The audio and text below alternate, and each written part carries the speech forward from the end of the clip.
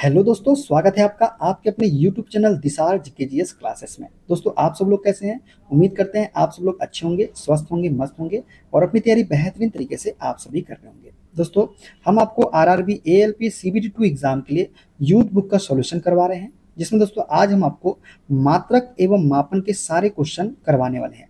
जितने भी क्वेश्चन इस बुक में दिए गए हैं दोस्तों, मात्रक एवं मापन से सारे क्वेश्चन का सॉल्यूशन हम इस वीडियो में करने वाले हैं विद एक्स्ट्रा फैक्ट के साथ में। दोस्तों, वीडियो अच्छा लगे वीडियो को लाइक कर दीजिएगा, शेयर कर दीजिएगा, कमेंट कर दीजिएगा। चैनल पे नए हैं चैनल को सब्सक्राइब करके बेल आइकन को प्रेस कर लीजिएगा। और दोस्तों, हमसे जुड़ने के लिए क्लास के अपडेट के लिए आप हमारा टेलीग्राम चैनल ज्वाइन कर सकते हैं। टेलीग्राम चैनल का लिंक मैंने डिस्क्रिप्शन बॉक्स में आपको दे दिया है। तो चलिए दोस्तों, देर ना करते हुए स्टार्ट करते हैं आज का अपना सेशन और देखते हैं मात्रक एवं मापन के सारे क्वेश्चन। पहला क्वेश्चन दोस्तों, एसआई मात्रक पद्धति के अनुसार भौतिक राशियों को मापने के लिए प्रयुक्त किए जाने वाले मूल मात्रक कितने हैं? दोस्तों, एसआई मात्रक पद्धति के अनुसार भौतिक राशियों को मापने के लिए प्रयुक्त किए जाने वाले मूल मात्रक जो होते हैं ना, वो होते हैं हमारे 7। कितने होते हैं? 7 होते हैं। अब कौन कौन से होते हैं? एक होता है दोस्तों हमारा लंबाई, जिसका मात्रक होता है मीटर। एक होता है द्रव्यमान, जिसका मात्रक होता है किलोग्राम। एक होता है समय, समय का मात्रक होता है सेकेंड। एक होता है विद्युत धारा, विद्युत धारा का मात्रक एम्पियर। एक होता है तापमान, तापमान का मात्रक केल्विन। और एक होता है द्रव्य की मात्रा या पदार्थ की मात्रा, जिसका मात्रक होता है मोल। और एक होता है प्रकाश तीव्रता, जिसका मात्रक होता है कैंडेला। तो ये जो है एसआई मात्रक पद्धति के अनुसार भौतिक राशियों को मापने के लिए प्रयुक्त किए जाने वाले 7 मूल मात्रक। ठीक है, चलिए आगे बढ़ते हैं नेक्स्ट क्वेश्चन की ओर।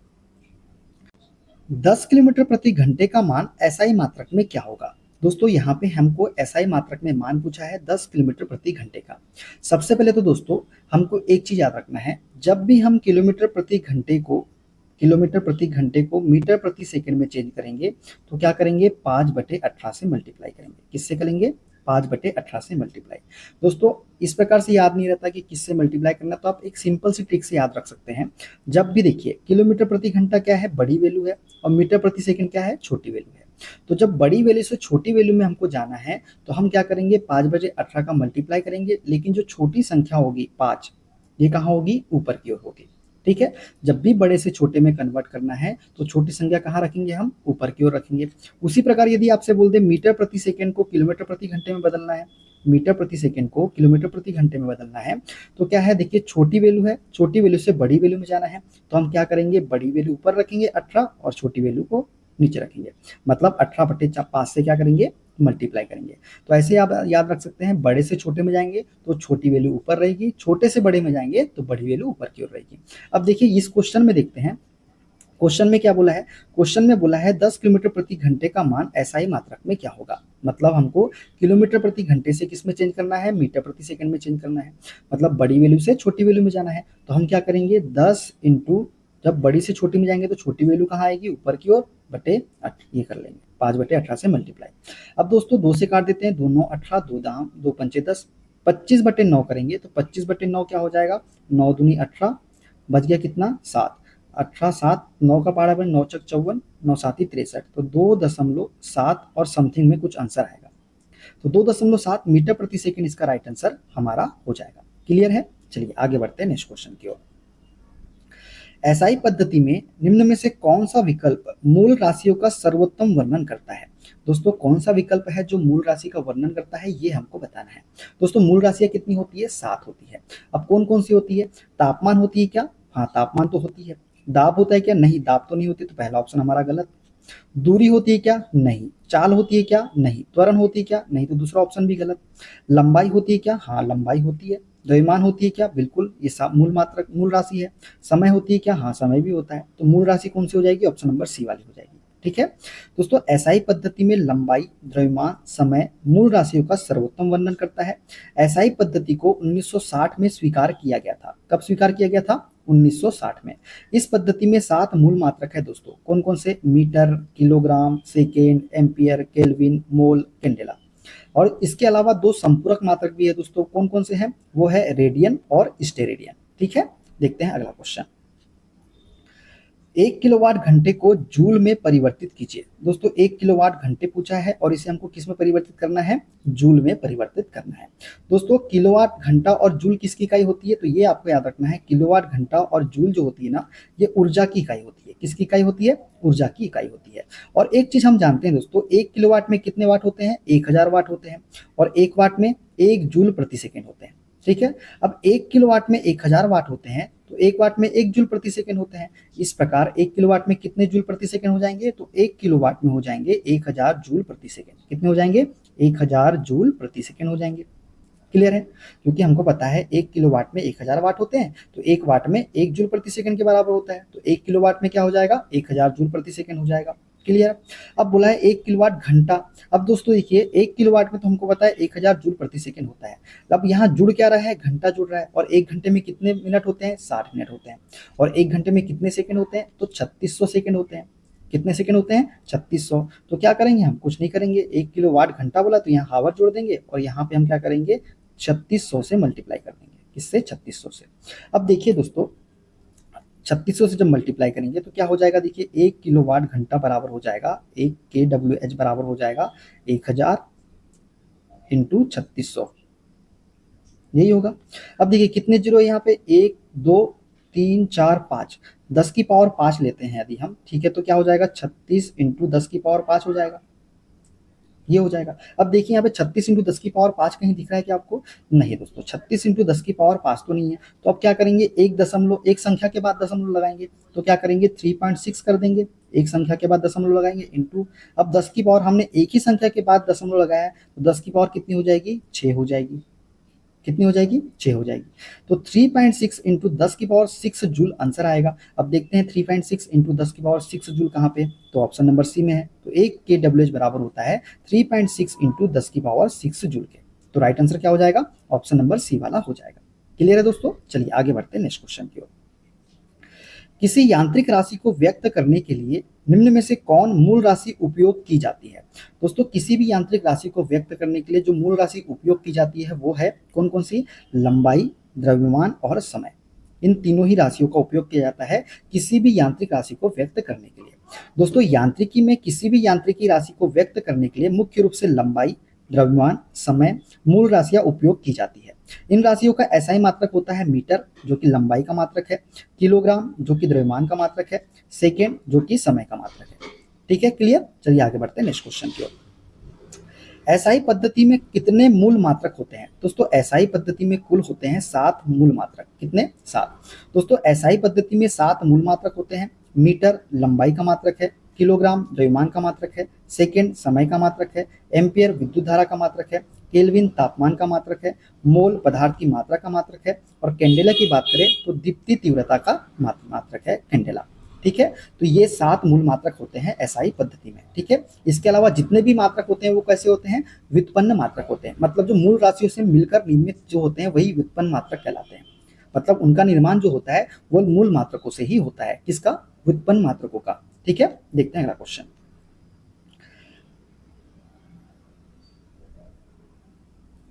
जैसे यहाँ पे देखिए कुछ भौतिक राशियां और मात्रक दिए गए हैं। कार्य और ऊर्जा का मात्रक होता है जूल, बल का मात्रक होता है न्यूटन, शक्ति का मात्रक वाट होता है, दाब का मात्रक पास्कल होता है, कोण का मात्रक रेडियन होता है, घन कोण का मात्रक होता है स्टेरेडियन, चुंबकीय फ्लक्स का मात्रक पूछे तो वेबर होता है, आवृत्ति का मात्रक यदि आपसे पूछे तो हर्ट्ज होता है, और ज्योति फ्लक्स का मात्रक क्या होता है, तो ल्यूमेन होता है। तो ये सारे मात्रक भी आपको याद रखना है। ठीक है ना, देखते हैं अगला क्वेश्चन। पृष्ठ तनाव की विमा डैश है। दोस्तों पृष्ठ तनाव की जो विमा होती है ये होती है ML0T-2। क्या होती है, ML0T-2। दोस्तों द्रव के स्वतंत्र पृष्ठ में कम से कम क्षेत्रफल प्राप्त करने की प्रवृत्ति होती है, जिनके कारण उनका उसका पृष्ठ सदैव तनाव की स्थिति में रहता है। इसे ही हम क्या बोलते हैं, पृष्ठ तनाव कहते हैं। क्या कहते हैं, पृष्ठ तनाव कहते हैं। दोस्तों जब द्रव के स्वतंत्र पृष्ठ में कम से कम क्षेत्रफल प्राप्त करने की प्रवृत्ति होती है, जिनके कारण उसके पृष्ठ सदैव किस स्थिति में रहता है, तनाव की स्थिति में रहता है, और इसे ही हम क्या बोलते हैं, पृष्ठ तनाव कहते हैं। पृष्ठ तनाव का विमीय सूत्र ML0T-2 या MT-2 होता है। क्या होता है, MT-2। ठीक है, देखते हैं अगला क्वेश्चन। ज्योति तीव्रता का एसआई मात्रक क्या है। दोस्तों ज्योति तीव्रता का एसआई मात्रक होता है हमारा कैंडेला। क्या होता है, कैंडेला। ज्योति तीव्रता का एसआई मात्रक कैंडेला है, एसआई मात्रक एक अंतर्राष्ट्रीय मानक प्रणाली है जिसका उपयोग भौतिक राशियों को मापने के लिए किया जाता है। यह प्रणाली 7 आधार मात्रकों पर आधारित होती है। कौन कौन से? मीटर लंबाई का मात्रक, किलोग्राम द्रव्यमान का मात्रक, सेकेंड समय का मात्रक, एम्पियर विद्युत धारा का मात्रक, केल्विन तापमान का मात्रक, मोल जो है पदार्थ की मात्रा का, और कैंडेला जो होता है ये ज्योति तीव्रता का मात्रक होता है। तो ये ही जो है 7 मात्रक है किसके? मूल मात्रक। ठीक है, देखते हैं अगला क्वेश्चन। केवल मूल भौतिक राशियों को मापने के लिए निम्न में से किस मात्रक का उपयोग किया जाता है? दोस्तों, केवल मूल भौतिक राशियों को हमको मापना है तो हम किसका उपयोग करेंगे? मूल मात्रक का ही प्रयोग करेंगे ना, व्युत्पन्न मात्रक का तो करेंगे नहीं। तो मूल भौतिक राशियों को मापने के लिए हम किसका उपयोग करते हैं? मूल मात्रक का प्रयोग करते हैं। किसका? मूल मात्रक का। दोस्तों, केवल मूल भौतिक राशियों को मापने के लिए मूल मात्रकों का उपयोग किया जाता है।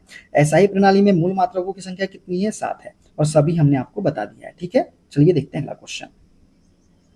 मापे गए मान की मानक वास्तविक मान से निकटता का वर्णन करने के लिए किस शब्द का उपयोग किया जाता है? दोस्तों, मापे गए मान की मानक वास्तविक मान से निकटता का वर्णन करने के लिए हम प्रयोग करते हैं किसका? यथार्थता, एक्यूरेसी का। किसका? यथार्थता, एक्यूरेसी का। दोस्तों, मापे गए मान की मानक वास्तविक मान से निकटता का वर्णन करने के लिए यथार्थता शब्द का उपयोग किया जाता है। उदाहरण के लिए, यदि किसी वस्तु का वास्तविक मान 10 किलोग्राम है और मापा गया मान 10.1 किलोग्राम आता है तो यह माप यथार्थ माना जाता है। ठीक है, जैसे आपने मापा 10 किलोग्राम, ठीक है, एक वस्तु का माप था 10 किलोग्राम, अब आपने माप लिया 10.1, तो इसे ही क्या बोला जाएगा? यथार्थता, मतलब एक्यूरेसी बोला जाएगा। थोड़ी सी एक्यूरेसी के साथ मापा ना आपने। यदि आप इसको 10.5 मापते तो ये एक्यूरेसी है क्या? नहीं, ये एक्यूरेसी नहीं है ना। मतलब थोड़ा बहुत पॉइंट में आपने आंसर दिया, कोई दिक्कत नहीं, उसे ही हम बोलेंगे यथार्थता, एक्यूरेसी। यदि आप 10.5 दे रहे हैं तो ये एक्यूरेसी तो हो नहीं सकती, 0.5 बहुत अंतर हो जाता है। ठीक है, तो यही है यथार्थता। ठीक है, देखते हैं अगला क्वेश्चन। 100 ग्राम का मान एसआई मात्रक में कितना होगा? अब दोस्तों, 100 ग्राम का मान पूछा है हमको एसआई मात्रक में, और आंसर किस में है? किलोग्राम में है। तो हमको समझ में आ गया कि ग्राम को किस में चेंज करना है? किलोग्राम में चेंज करना है।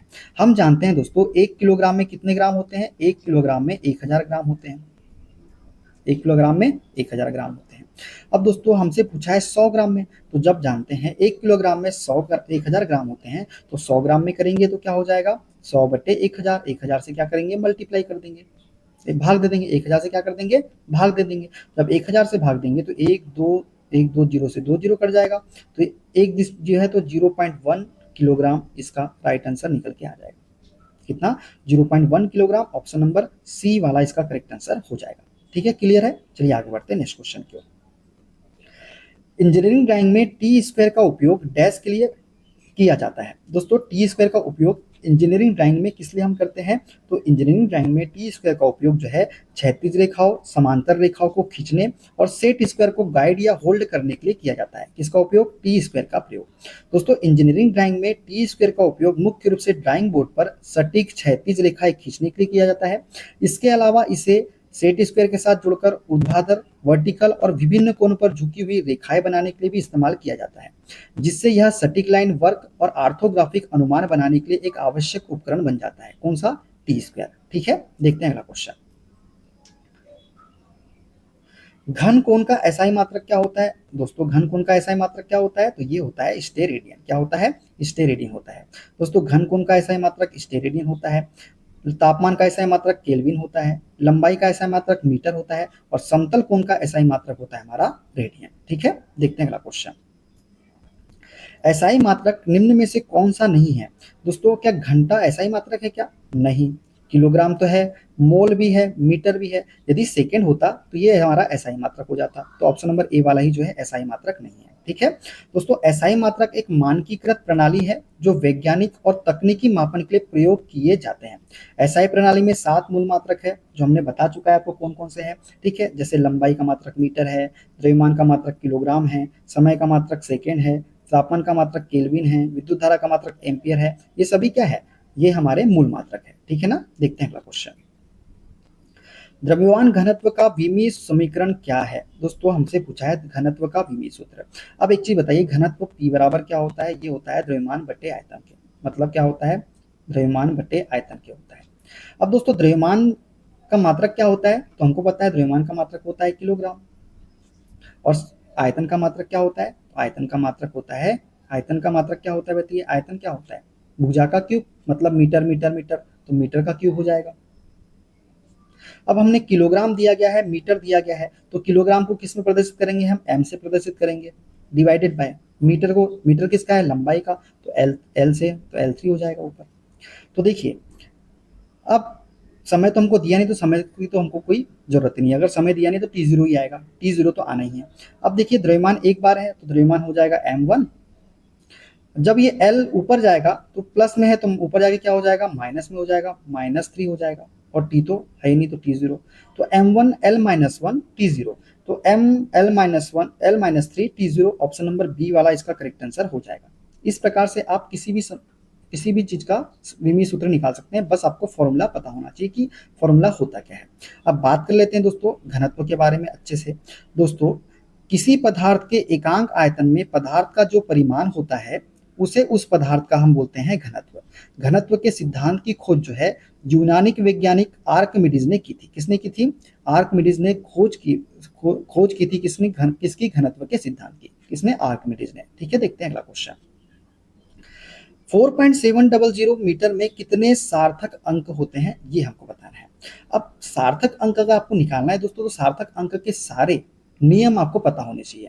अब आपको यदि नियम नहीं पता है तो आप सार्थक अंक निकाल नहीं पाएंगे। तो इसके लिए हमने आपको सार्थक अंक और अल्पतमांक की एक वीडियो अपलोड की है, थ्योरी क्लास वाली। उस वीडियो को आप जरूर देखिएगा, वहां से आपको सार्थक अंक से किसी भी प्रकार का कोई भी कंफ्यूजन पैदा नहीं होगा और आराम से आप सार्थक अंक बना पाएंगे। उसमें एक नियम है दोस्तों, यदि गैर यदि दशमलव के बाद शून्य आए तो वे शून्य कैसे होते हैं? सार्थक अंक होते हैं। यदि दशमलव के बाद कोई शून्य आए तो वे अंक कैसे होते हैं? सार्थक होते हैं, बशर्ते शर्त ये भी है कि दशमलव के पहले एक हमारे पास में गैर शून्य अंक भी होना चाहिए। एग्जाम्पल देखते हैं। देखिए अभी है यहाँ पे 4.700। अब देखिए दशमलव के बाद गैर शून्य अंक तो है और उसके बाद जीरो भी है, तो इस जीरो जो है ना, ये भी हमारे क्या होंगे? सार्थक होंगे। क्यों? क्योंकि दशमलव के पास गैर शून्य अंक है और गैर शून्य अंक के बाद सार्थक अंक है। अब इसी में मैं बोल देता आपको कि 4700 में कितने सार्थक अंक है, ये बताइए।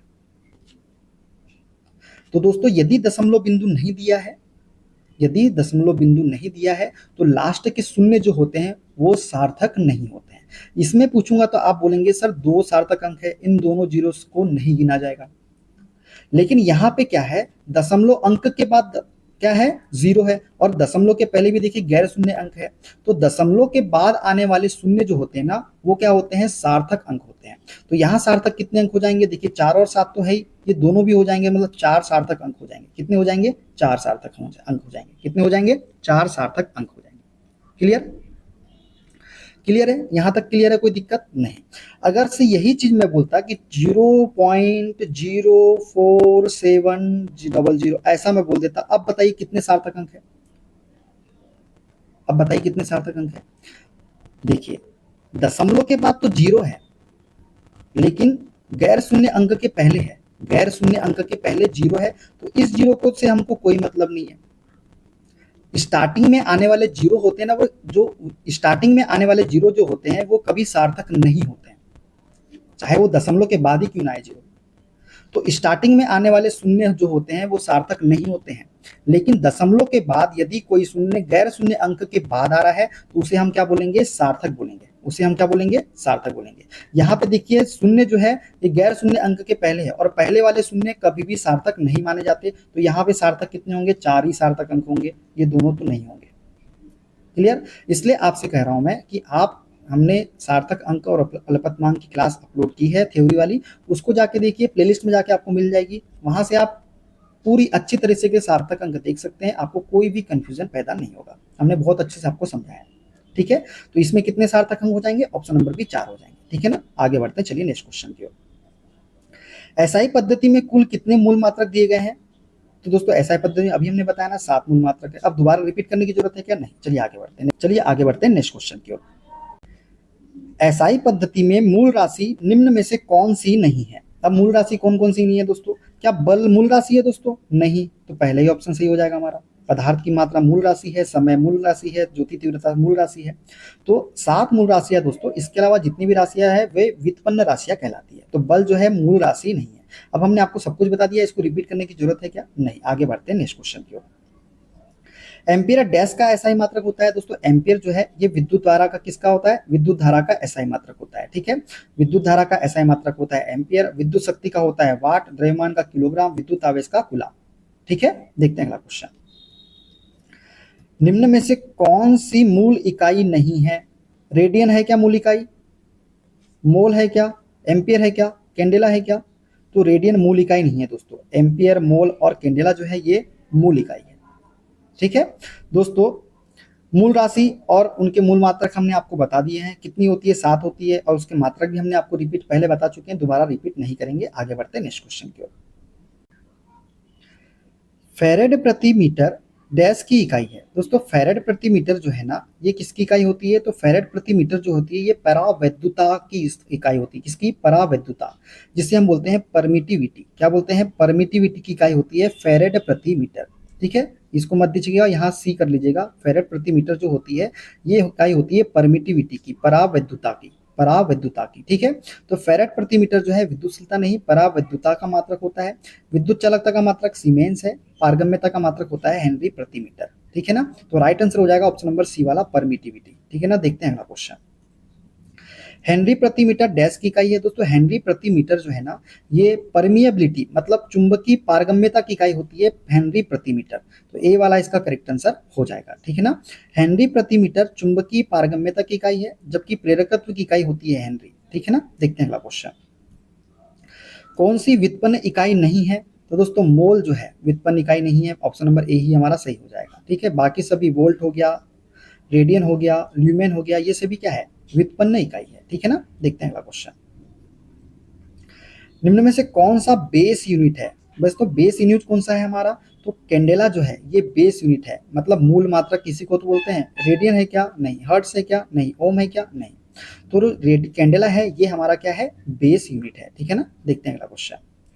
कताल डैश की इकाई होती है दोस्तों। कताल जो होती है ना, ये कैटेलिक एक्टिविटी की इकाई है। किसकी? कैटेलिटिक एक्टिविटी की।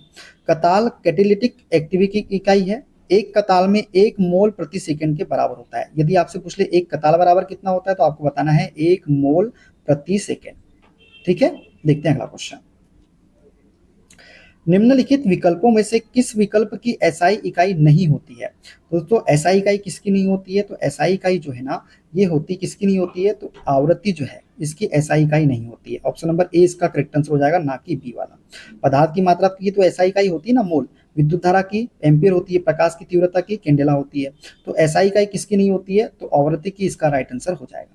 ठीक है दोस्तों, पदार्थ की मात्रा की इकाई नहीं होती है, गलत दिया हुआ है, इसको आप मत देखिएगा। आवृत्ति, विद्युत धारा तथा प्रकाश की तीव्रता की एसआई इकाई हर्ट्ज, एम्पियर तथा कैंडेला बोला गया है। लेकिन क्वेश्चन थोड़ा सा कंफ्यूजन वाला है दोस्तों। क्वेश्चन में बोला है एसआई इकाई नहीं होती है, यहाँ बोलना था मूल इकाई नहीं होती है, या फिर बोलना था कि इनमें से कौन सा है जिसकी मूल इकाई नहीं होती है।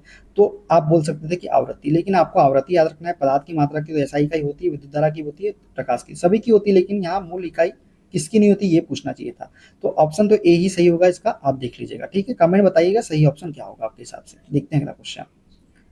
1 मील लगभग डैश किलोमीटर के बराबर होता है। 1 मील जो होता है ना, ये 1.6 किलोमीटर के बराबर होता है। किसके? 1.6 किलोमीटर के। तो ऑप्शन नंबर डी इसका करेक्ट आंसर हो जाएगा। ठीक है, देखते हैं अगला क्वेश्चन। किसी प्रणाली में भेजी जाने वाली ऊष्मा को डैश में मापा जाता है। दोस्तों किसी प्रणाली में भेजे जाने वाली ऊष्मा को जो है किसमें मापते हैं हम? तो जूल में मापते हैं। किसको? ऊष्मा को। तो ऑप्शन ए इसका करेक्ट आंसर हो जाएगा। दोस्तों किसी ऊष्मा गतिकी प्रणाली में भेजी जाने वाली ऊष्मा को जूल अथवा कैलोरी यूनिट में मापा जाता है। और 1 किलो कैलोरी बराबर होता है 4.18 इंटू 10 की पावर 3 जूल के।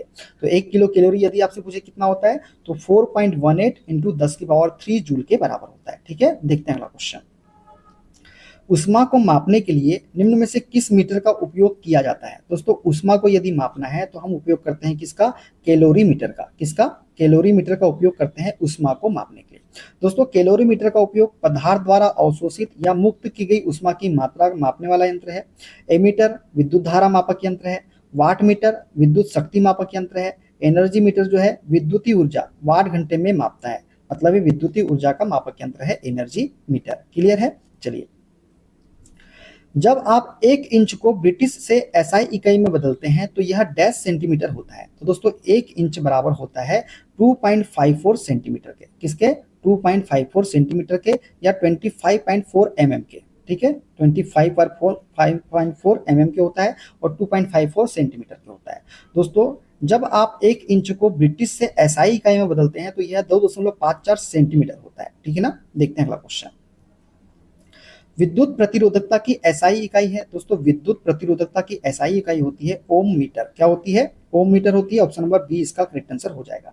दोस्तों विद्युत प्रतिरोधकता की यदि बात करें तो विद्युत प्रतिरोधकता किसी चालक का वह गुण है जो इसके माध्यम से प्रभावित होने वाली विद्युत धारा के प्रवाह का क्या करता है? विरोध करता है, तथा जिसमें पदार्थ की आकृति एवं आकार स्वतंत्र होता है लेकिन पदार्थ की प्रकृति और तापमान पर निर्भर करता है। ये किस पर निर्भर करता है प्रतिरोधकता? ये पदार्थ की प्रकृति और तापमान पर निर्भर करती है, प्रतिरोधकता कहलाता है। ठीक है, इसका ऐसा ही मात्रक क्या है? तो ओम मीटर है। ठीक है ना? देखते हैं अगला क्वेश्चन। विभवांतर पोटेंशियल डिफरेंस की एसआई इकाई क्या है? दोस्तों विभवांतर की एसआई इकाई क्या होती है? तो वोल्ट होती है। ऑप्शन नंबर सी इसका करेक्ट आंसर हो जाएगा। कूलाम किसकी होती है? विद्युत आवेश की होती है। टेस्ला किसकी होती है दोस्तों? तो टेस्ला होती है हमारी विद्युत क्षेत्र की। किसकी होती है? विद्युत क्षेत्र की इकाई होती है टेस्ला। और उसी प्रकार बात करें एम्पियर की तो विद्युत धारा का मात्रक होता है क्या? एम्पियर। ठीक है ना? देखते हैं अगला क्वेश्चन। सामान्य तौर पर बैटरी की क्षमता डैश में लिखी जाती है। दोस्तों सामान्य तौर पर बैटरी की क्षमता जो है ये हम लिखते हैं किसमें? एम्पियर आवर में। किसमें? एम्पियर आवर में। ऑप्शन नंबर डी इसका करेक्ट आंसर हो जाएगा। एम्पियर घंटा विद्युत आवेश की इकाई है। 1 एम्पियर घंटा 3600 कूलाम के बराबर होता है। एम्पियर घंटे का उपयोग विद्युत रासायनिक मापनों में किया जाता है, जैसे बैटरी की क्षमता, विद्युत लेपन आदि में हम किसका उपयोग करते हैं? एम्पियर आवर का ही उपयोग करते हैं। सामान्यतः बैटरी की क्षमता एम्पियर घंटा मतलब एम्पियर आवर के रूप में लिखी जाती है। ठीक है ना? देखते हैं अगला क्वेश्चन। स्थानांतरित उष्मा ऊर्जा की एसआई इकाई क्या होती है? दोस्तों स्थानांतरित उष्मा ऊर्जा की एसआई इकाई जो होती है वो होती है जूल। क्या होती है? जूल होती है। ताप का मात्रक है केल्विन, विद्युत धारा का एम्पियर और किलोवाट किसका होता है? तो किलोवाट होता है शक्ति का मात्रक। ठीक है ना? और उष्मी ऊर्जा या ऊर्जा का मात्रक होता है जूल। ठीक है, देखते हैं अगला क्वेश्चन। निम्न में से कौन सी संवेग की इकाई है? दोस्तों कौन सी इकाई जो है संवेग की इकाई है ये हमको बताना है। दोस्तों हम जानते हैं संवेग बराबर क्या होता है? द्रव्यमान इंटू वेग की होता है। क्या होता है संवेग बराबर? द्रव्यमान इंटू वेग। द्रव्यमान का मात्रक क्या होता है दोस्तों? द्रव्यमान का होता है किलोग्राम। और वेग का क्या मात्रक होता है? वेग का मात्रक होता है मीटर प्रति सेकेंड। तो संवेग का मात्रक क्या हो जाएगा? किलोग्राम मीटर प्रति सेकेंड। ऑप्शन नंबर बी इसका करेक्ट आंसर हो जाएगा। ठीक है, क्लियर है? चलिए आगे बढ़ते हैं नेक्स्ट क्वेश्चन की। बल का एसआई मात्रक है। दोस्तों बल का एसआई मात्रक क्या होता है? तो बल का एसआई मात्रक क्या होता है? तो बल बराबर होता है क्या? एफ बराबर होता है एम इंटू ए के। यही होता है। अब एम का मान एम क्या है? द्रव्यमान है। ए क्या है? त्वरण है। द्रव्यमान का मात्रक क्या होता है? किलोग्राम। और त्वरण का मात्रक क्या होता है? मीटर प्रति सेकेंड स्क्वायर। तो बल का एसआई मात्रक क्या हो जाएगा? किलोग्राम मीटर प्रति सेकेंड स्क्वायर। तो ऑप्शन नंबर ए वाला इसका करेक्ट आंसर हो जाएगा। ठीक है, देखते हैं अगला क्वेश्चन।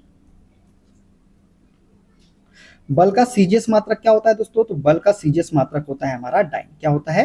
डाइन होता है। हम जानते हैं बल एफ बराबर क्या होता है? द्रव्यमान इंटू त्वरण मतलब एफ बराबर एम है। अतः बल का एम के मात्रक किलोग्राम मीटर प्रति सेकेंड स्क्वायर। बल का एसआई मात्रक न्यूटन होता है। बल का सीजीएस मात्रक डाइन होता है। ठीक है दोस्तों, बल का सीजीएस मात्रक आपको याद रखना है डाइन होता है और एम के मात्रक होता है मतलब एसआई मात्रक होता है न्यूटन। ठीक है ना? देखते हैं अगला क्वेश्चन। एक हॉर्स पावर में कितने वाट होते हैं? दोस्तों एक हॉर्स पावर में कितने वाट होते हैं? तो 746 वाट होते हैं। ठीक है, एक हॉर्स पावर में कितने वाट होते हैं? 746 वाट। और 1 किलोवाट में 1000 वाट होते हैं। ये दोनों ही बातें आपको याद रखना है। ठीक है ना? देखते हैं अगला क्वेश्चन। किलोवाट घंटा मात्रक है। दोस्तों किलोवाट घंटा किसका मात्रक है? तो ये है विद्युत ऊर्जा का मात्रक। किसका मात्रक है? विद्युत ऊर्जा का मात्रक। दोस्तों किलोवाट घंटा जो है विद्युत ऊर्जा का मात्रक है। जब हम ऊर्जा का उपभोग बड़ी मात्रा में करते हैं तो जूल का उपयोग ना करके किलोवाट घंटे का उपयोग करते हैं। जूल ऊर्जा का बहुत छोटा मात्रक है। 1 किलोवाट घंटा अथवा 1 यूनिट विद्युत ऊर्जा की वह मात्रा है जो किसी परिपथ में 1 घंटे में क्या होती है? व्यय होती है। जबकि परिपथ में 1 किलोवाट की विद्युत शक्ति को जब परिपथ में 1 किलोवाट की विद्युत शक्ति हो तब जो है परिपथ में 1 घंटे की व्यय होती है। और 1 किलोवाट घंटा बराबर क्या होता है? वाट इंटू घंटा बटे 1000। ठीक है, देखते हैं अगला क्वेश्चन। इलेक्ट्रॉन वोल्ट इकाई होती है दोस्तों, इलेक्ट्रॉन वोल्ट किसकी इकाई होती है, तो ये होती है ऊर्जा की। इलेक्ट्रॉन वोल्ट की बात करें तो ऊर्जा मापन की निम्न इकाई है, जिसमें बंधन ऊर्जा को मिलियन इलेक्ट्रॉन वोल्ट या इलेक्ट्रॉन वोल्ट में मापते हैं। एक इलेक्ट्रॉन वोल्ट बराबर होता है दोस्तों 1.60218 इंटू 10⁻19 एम के, या फिर 1.60218 इंटू 10⁻19 जूल के। और एक एएमयू में होते हैं 931.5 मेगा इलेक्ट्रॉन वोल्ट, और एक मेगा इलेक्ट्रॉन वोल्ट बराबर होता है 10⁻6 इलेक्ट्रॉन वोल्ट के। ठीक है, ये सारी चीजें आपको याद रखना है। देखते हैं ना अगला क्वेश्चन। निम्न में से कौन सी एक सदिश राशि है? सदिश राशि कौन सी होती है दोस्तों? वो कौन सी होती है दोस्तों? तो सदिश राशियां वे राशियां जिसमें दिशा और परिमाण दोनों होते हैं, उसे हम बोलते हैं सदिश राशियां। तो संवेग सदिश राशि है क्या? हाँ, संवेग एक सदिश राशि है। दाब सदिश है क्या? नहीं। ऊर्जा है क्या? नहीं। कार्य है क्या? नहीं। तो संवेग जो है ना एक सदिश राशि है। तो वह भौतिक राशियां जिनमें परिमाण के साथ साथ दिशा भी होती है, सदिश राशियां कहलाती है। विस्थापन, वेग, बल, भार, संवेग, ये विद्युत क्षेत्र आदि जो है सदिश राशि है। ठीक है, जबकि कार्य हो गया, ऊर्जा हो गया, दाब हो गया, घनत्व हो गया, ताप हो गया, ये सभी कैसी राशियां है? तो अदिश राशियां है। ठीक है ना, देखते हैं अगला क्वेश्चन। पारसेक किसकी मापन की इकाई है? दोस्तों पारसेक जो है ये है खगोलीय दूरी की इकाई। किसकी इकाई है? खगोलीय दूरी की इकाई है पारसेक। दोस्तों पारसेक जो है खगोलीय दूरी मापने की सबसे बड़ी इकाई है। एक पारसेक बराबर होता है 3.26 प्रकाश वर्ष, या एक प्रकाश वर्ष बराबर होता है 9.46 इंटू 10⁻50 मीटर के, या फिर 10⁻16 मीटर के, या एक पारसेक बराबर होता है 3.08 इंटू 10⁻16 मीटर के। तो ये सारी चीजें आपको याद रखनी है। ठीक है ना, देखते हैं अगला क्वेश्चन। एक वायुमंडलीय दाब डैश बार के बराबर होता है। दोस्तों एक वायुमंडलीय दाब जो है ये कितने के बराबर होता है? तो ये होता है 1.01325 बार के बराबर होता है। किसके? 1.01325 बार के बराबर होता है एक वायुमंडलीय दाब। ठीक है, देखते हैं अगला क्वेश्चन। द्रवों का विशिष्ट गुरुत्व सामान्यतः इनमें से किसके द्वारा मापा जाता है? दोस्तों द्रवों का विशिष्ट गुरुत्व जो है ना ये हाइड्रोमीटर के द्वारा मापा जाता है। किसके द्वारा? हाइड्रोमीटर के द्वारा। दोस्तों किसी द्रव का सापेक्ष गुरुत्व को हाइड्रोमीटर द्वारा मापा जाता है, जबकि हाइग्रोमीटर से क्या मापते हैं? सापेक्षिक आर्द्रता।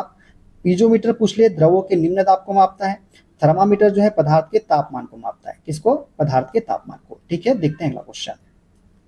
वोल्टमीटर क्या मापता है? दोस्तों वोल्टमीटर जो है ये विभवांतर को मापता है, मतलब दो बिंदुओं पर विभवांतर को मापता है वोल्टमीटर। ऑप्शन नंबर बी इसका करेक्ट आंसर हो जाएगा। ठीक है, देखते हैं अगला क्वेश्चन।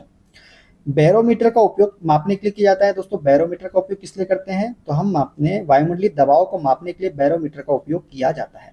दोस्तों बैरोमीटर का उपयोग वायुमंडलीय दबाव को मापने के लिए किया जाता है। बैरोमीटर एक ऐसी युक्ति है जो स्थानीय दाब मापता है। एनीरॉइड बैरोमीटर वायुमंडलीय दाब को मानक दाब में मापता है। मरकरी बैरोमीटर जो है वायुमंडलीय दाब को गेज दाब में मापता है। तो ये दोनों याद रखना है। एनीरॉइड बैरोमीटर क्या करता है? ये वायुमंडलीय दाब को मानक दाब में मापता है, और मरकरी बैरोमीटर जो है वायुमंडलीय दाब को गेज दाब में मापता है। ठीक है, देखते हैं अगला क्वेश्चन। इनमें से किस उपकरण से विद्युत धारा मापा जाता है? तो विद्युत धारा को किसमें मापते हैं? तो एमीटर से मापा जाता है। ऑप्शन नंबर बी इसका करेक्ट आंसर हो जाएगा। दोस्तों अमीटर या एमीटर किसी परिपथ की किसी शाखा में बहने वाली विद्युत धारा को मापने वाला यंत्र है। बहुत कम मात्रा वाली धाराओं को मापने के लिए मिली एमीटर या माइक्रो अमीटर का प्रयोग करते हैं। वोल्टमीटर की बात करें तो यह एक मापन यंत्र है जो किसी परिपथ के किन्हीं दो बिंदुओं के बीच विभवांतर को मापने के लिए प्रयोग किया जाता है। 1819 में हैंस ऑरेस्टेड ने वोल्टमीटर का आविष्कार किया था। किसने किया था? हैंस ऑरेस्टेड ने किया था 1819 में वोल्टमीटर का आविष्कार। वेवमीटर की बात करें तो यह एक प्रकार का इंटरफेराईमीटर है जो लेजर बीम पर सटीक तरंग दैर्ध्य माप के लिए उपयोग किया जाता है। ओम मीटर की बात करें तो ओम मीटर एक विद्युत उपकरण है जो बिजली के प्रतिरोध को मापता है। किसी पदार्थ के विद्युत प्रतिरोध का विरोध करता है ये ओम मीटर। ठीक है, देखते हैं अगला क्वेश्चन। 0.00542 का कोटिमान क्या होगा ये हमको बताना है। दोस्तों यहाँ कोटिमान हमको निकालना है, तो कोटिमान निकालने के लिए हमको 10 की घात में इसको परिवर्तित करना पड़ेगा। अब 10 की घात में परिवर्तित करना पड़ेगा तो एक अंक के बाद दशमलव होगा। कितने अंक के बाद? एक अंक के बाद। अब एक अंक के बाद जब दशमलव लगाएंगे हम तो क्या हो जाएगा? देखिए ये हो जाएगा 5.42। अब देखिए कितने दशमलव है यहाँ पे? 1 2 3 4 5, 5 दशमलव है दोस्तों, लेकिन हमने 3 अंक के बाद दशमलव लगाया, तो 3 अंक के बाद दशमलव लगाया तो क्या हो जाएगा? ये 10 की पावर -3 हो जाएगा। कितना हो जाएगा? 10 की पावर -3 हो जाएगा। अब 3 अंक के बाद दशमलव लगाया हमने तो 10 की पावर कितनी हो गई? -3 हो गया। और जब भी दोस्तों यदि जब हम कोटि मान निकालते हैं तो यदि संख्या 3.16 से अधिक है तब उसके लिए 10 की पावर 1 लेते हैं। जब भी संख्या 3.16 से अधिक होगी तब उसके लिए हम क्या करेंगे, 10 की पावर 1 से क्या करेंगे, मल्टीप्लाई भी करेंगे। क्या करेंगे, मल्टीप्लाई करेंगे। तो अब देखिए 5.42 जो है ये 3.16 से तो अधिक है, तब इसके लिए किसका उपयोग करेंगे, 10 की पावर 1 का उपयोग करेंगे। तो जब 10 की पावर 1 का उपयोग करेंगे तो क्या हो जाएगा, यहाँ पे 5.42 इंटू 10 की पावर -3 और इंटू 10 की पावर 1। अभी ये माइनस में है, ये प्लस में है तो घट जाएगी, तो क्या हो जाएगा, 10 की पावर -2 आ जाएगा। तो यही हमारा क्या हो जाएगा, कोटि मान निकल के आ जाएगा, 10 की पावर -2, ऑप्शन नंबर डी इसका करेक्ट आंसर हो जाएगा। ठीक है, क्लियर है, क्लियर हो गया यहाँ तक के। चलिए आगे बढ़ते हैं नेक्स्ट क्वेश्चन की ओर। 1.6 इंटू 10 की पावर 6 का कोटिमान होगा। अब देखिए एक ही अंक के बाद दशमलव, तो यहाँ पे कुछ चेंज करने की जरूरत नहीं है, तो 10 की पावर 6 ही क्या हो जाएगा, हमारा कोटिमान हो जाएगा, ऑप्शन नंबर डी वाला। ठीक है दोस्तों, 1.6 इंटू 10 की पावर 6 का कोटिमान 10 की पावर 6 होगा। कोटिमान को 10 की घात के रूप में इस प्रकार लिखा जाता है कि संख्या का एक अंक दशमलव से पहले तथा शेष अंक दशमलव के बाद हो। देखिए एक अंक दशमलव के पहले है और बाकी अंक कहाँ है, दशमलव के बाद है, तो इसी से हम कोटिमान निकाल सकते हैं। ठीक है, देखते हैं अगला क्वेश्चन।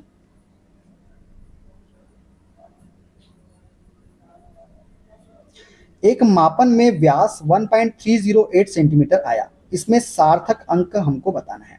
दोस्तों सार्थक अंक कितने हो जाएंगे इसमें, देखिए गैर शून्य अंक के बीच आने वाले शून्य भी क्या होते हैं, सार्थक होते हैं। ये नियम आया, याद है ना आपको। हाँ तो देखिए दो गैर शून्य के अंक के बीच में तो शून्य आ रहा है, तो ये भी सार्थक होगा। तो 1 2 3 4, चार जो होंगे सार्थक अंक हो जाएंगे। कितने हो जाएंगे, 4 अंक जो आएंगे सार्थक, option number B correct answer हो जाएगा। ठीक है, सभी अशून्य अंक तथा अशून्य अंकों के बीच के सभी शून्य अंक कैसे होते हैं, सार्थक होते हैं। ठीक है ना, देखते हैं अगला क्वेश्चन।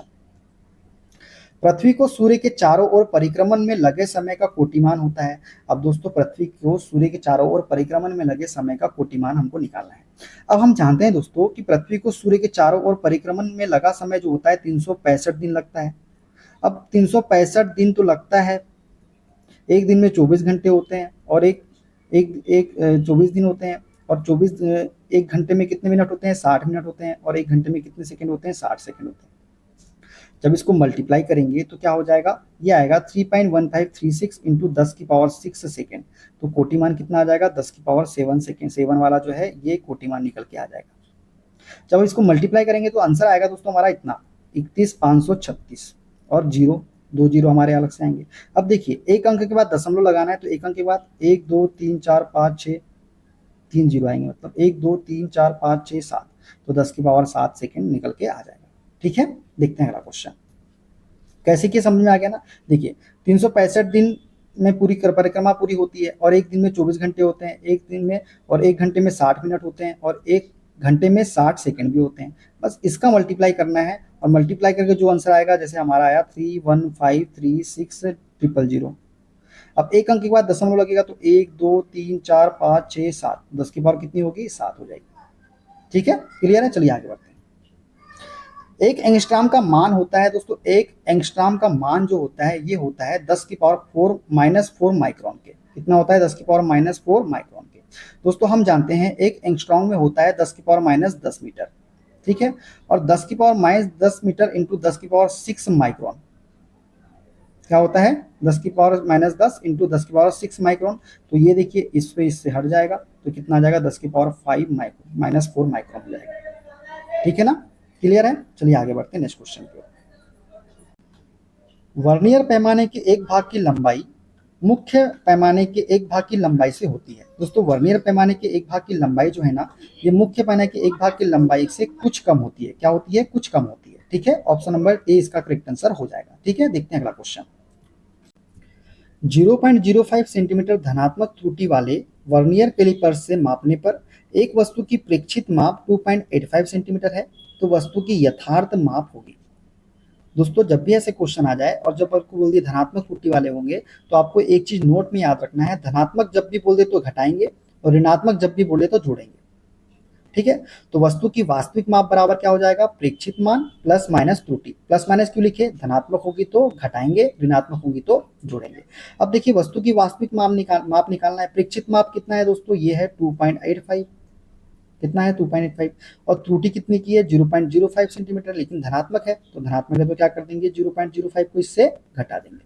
जब इससे घटाएंगे दोस्तों तो 2.80 हमारा वास्तविक माप निकल के आ जाएगा। ऑप्शन नंबर सी वाला करेक्ट आंसर हो जाएगा। ठीक है, क्लियर है। चलिए आगे बढ़ते हैं नेक्स्ट क्वेश्चन की ओर। किसी स्क्रू गेज के शीर्ष पैमाने पर 50 भाग अंकित है। यदि पेंच का चूड़ी अंतराल 1 mm हो तो स्क्रू गेज का अल्पतमांक होगा। दोस्तों अल्पतमांक बराबर क्या होता है? अल्पतमांक बराबर होता है टोटल रेंज बटे डिविजन्स, टोटल रेंज बटे भागों की संख्या। अब यहाँ पे टोटल भाग तो हमको दिया है 50 और अंतराल कितना दिया गया है? टोटल रेंज 1 mm की दी गई है। तो रेंज दी गई है 1 mm की और भाग कितने हैं? 50 है। तो इसको जब भाग देंगे तो 0.0002 mm जो है ऑप्शन नंबर सी इसका करेक्ट आंसर हो जाएगा। या ऐसे भी निकाल सकते हैं अल्पतमांक बराबर पिच बटे भागों की संख्या। पिच कितनी है? 1 है और भाग कितने? 50। भाग दिया तो 0.02 mm निकल के आ गया। क्लियर। चलिए आगे बढ़ते हैं नेक्स्ट क्वेश्चन की ओर। 0.00237 इंटू 10⁵ में सार्थक अंकों की संख्या हमको बताना है। दोस्तों हमने नियम पढ़ा था, जो हमने थ्योरी क्लास पढ़ाई थी उसमें क्या पढ़ा था? स्टार्टिंग के आने वाले शून्य कभी भी सार्थक नहीं होते हैं। तो देखिए स्टार्टिंग में 3 शून्य आए हैं, ये सार्थक होंगे क्या? नहीं। तो सार्थक में कितने हो जाएंगे? 1, 2 और 3। इसमें कितने सार्थक अंक हो जाएंगे? 3 सार्थक अंक हो जाएंगे। ठीक है, क्लियर है। चलिए आगे बढ़ते हैं नेक्स्ट क्वेश्चन की ओर।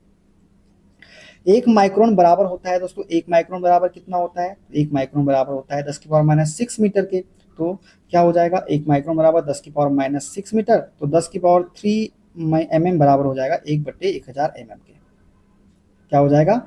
माइक्रोमीटर बराबर क्या हो जाएगा? ये हो जाएगा 10⁻³ माइक्रोमीटर बराबर हो जाएगा 1/1000 mm के। तो 1/1000 mm के बराबर होता है 1 माइक्रोन।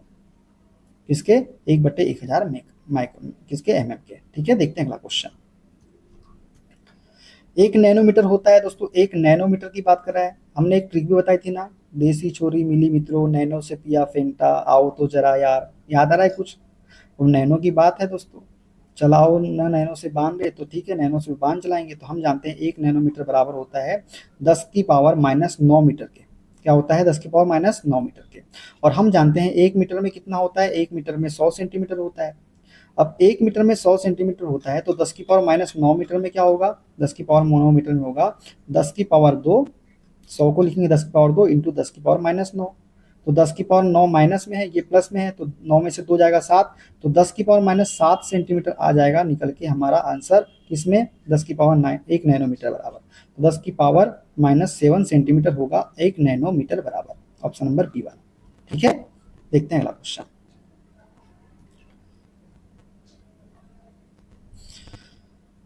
दोस्तों यहाँ पे हमारा टॉपिक जो है ना समाप्त होता है।